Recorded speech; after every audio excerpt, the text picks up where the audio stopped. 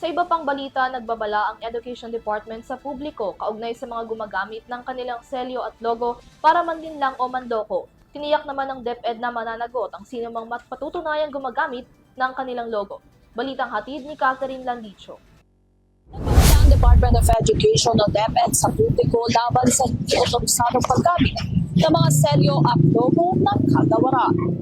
Naglabas ng paalala ang Department of Education o DepEd sa publiko hinggil sa mahigpit na pagbabawal sa hindi otorisadong paggamit ng opisyal na selyo at logo ng ahensya.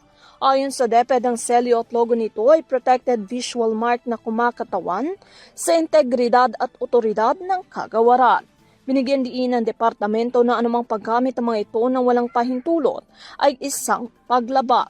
Ipinahayag din ng DepEd ang karapatan nitong magsagawa ng mga naaangkop na aksyong legal laban sa mga individual o organisasyong mapapatunayang lumalabag sa patakarang ito.